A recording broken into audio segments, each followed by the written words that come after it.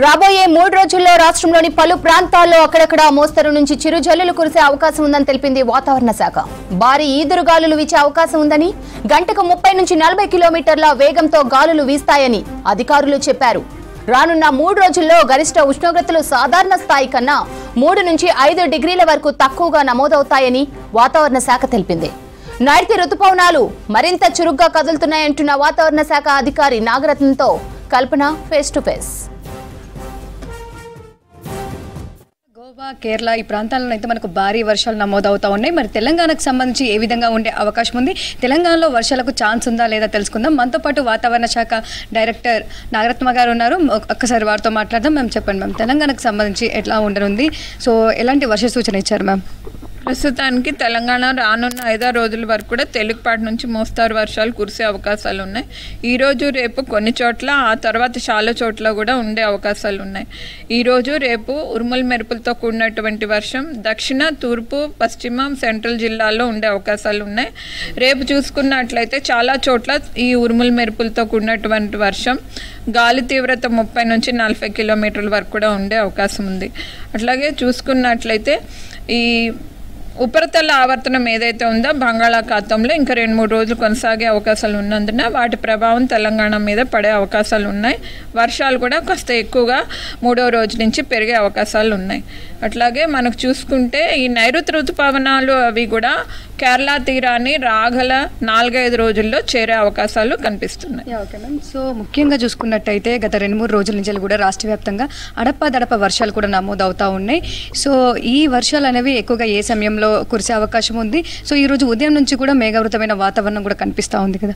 So Hyderabad పరిసర ప్రాంతాల్లో ఈరోజు రేపు కూడా తేలికపాటి నుంచి మోస్తారు వర్షాలు, ఒక్కొక్కప్పుడు ఉరుములు మెరుపులు, గాలి తీవ్రత 30 నుంచి 40 కిలోమీటర్లు కూడా ఉండే అవకాశాలు ఉన్నాయి.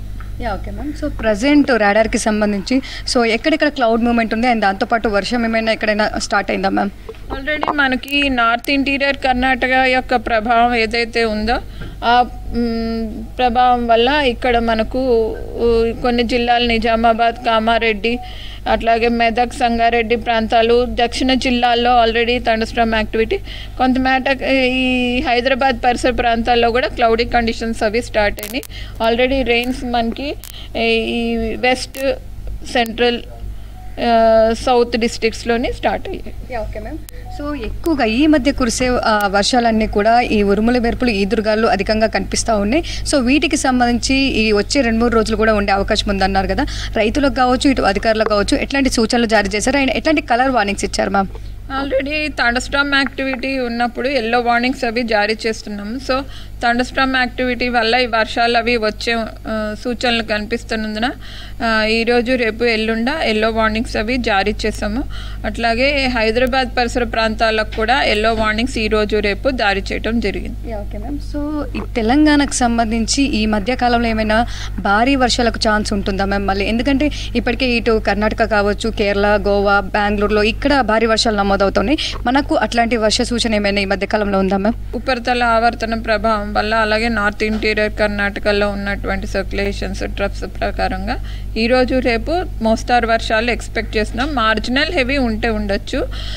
అలాగే ఎల్లుండ చూసుకున్నట్టయితే కొంచెం వర్షాలు వ్యాపించి కురిసే అవకాశాలు ఉన్నాయి. మోస్తారు వర్షాలు ఎక్స్పెక్ట్ చేస్తున్నాం. Okay ma'am. సో ప్రస్తుతం ఇటు ఉష్ణోగ్రతలకు సంబంధించి ఏ విధంగా నమోదవుతా ఉన్నాయి, దాంతోపాటు ఎండాకాలం ముగిసినట్టుగానే చెప్పుకోవచ్చా, లేదంటే తిరిగి మళ్ళీ ఎండలు కనిపించే అవకాశం ఉందా మ్యామ్? 10 రోజులు మనకి మధ్యలోని ఎండ తీవ్రత అనేది కనిపిస్తుంది. ఇప్పుడు చూసుకుంటే కనుక ఎక్కువగా కూడా 36 నుంచి 40 డిగ్రీల సెల్సియస్ మధ్యలో ఉష్ణోగ్రతలు కనిపించే ఛాన్సెస్ ఉన్నాయి. ఆ తర్వాత గ్రాడ్యువల్గా డిక్రీజ్ అయ్యే ఛాన్సెస్ కనిపిస్తున్నాయి 2-3 డేస్ వరకు. Okay ma'am. సో ప్రస్తుతం ఈ మాన్సూన్కి సంబంధించి అప్డేట్స్ ఏ విధంగా ఉన్నాయి, దాంతోపాటు ఎర్లీ మాన్సూన్ ఉంది కదా, ఈసారి ఎక్కువ ఏమైనా వర్షపాతం ఏ విధంగా ఉండే అవకాశం ఉంది తెలంగాణకి? తెలంగాణకి ఏప్రిల్లో ఇష్యూ చేసినటువంటి ఈ ఫోర్కాస్ట్ ప్రకారంగా 105% ±5% తేడాతోటి వర్షం అనేది నమోదయ్యే ఛాన్సెస్ ఉన్నాయి.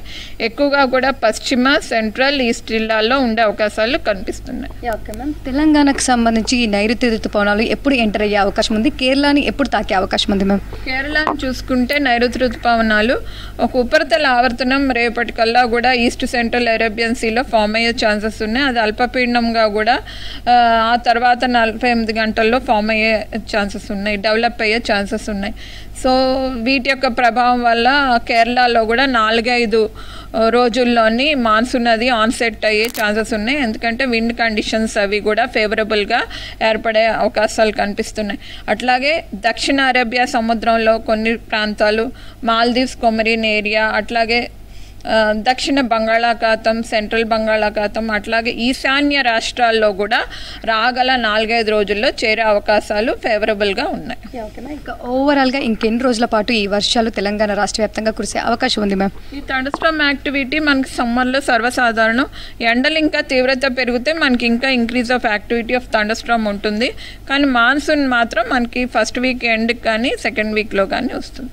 Okay, thank you ma'am. So చూస్తూ ఉండగా వెదర్కి సంబంధించిన అప్డేట్స్ మరో 4-5 రోజుల పాటు కూడా తెలంగాణ రాష్ట్ర వ్యాప్తంగా వర్షాలు కురిసే అవకాశం ఉందని చెప్తా ఉన్నారు. ముఖ్యంగా తేలికపాటి నుంచి మోస్తారు వర్షాలతో పాటు ఈదురుగాలు తీవ్రత ఎక్కువగా ఉండే అవకాశం ఉండడంతో ఇప్పటికే ఎల్లో అలర్ట్ కూడా జారీ చేయడం జరిగింది. ఇటు జీహెచ్ఎంసీకి సంబంధించి కూడా ఈ రోజు ఎల్లో అలర్ట్ కొనసాగుతుందని చెప్పేసి తేలికపాటి నుంచి మోస్తారు వర్షాలు కురిసే అవకాశం ఉండడంతో హెచ్చరికలు జారీ చేయడం జరిగింది. ఇవి వెదర్కి సంబంధించిన అప్డేట్స్. కెమెరా పర్సన్ నాగరాజ్తో కల్పన, V6 న్యూస్, హైదరాబాద్.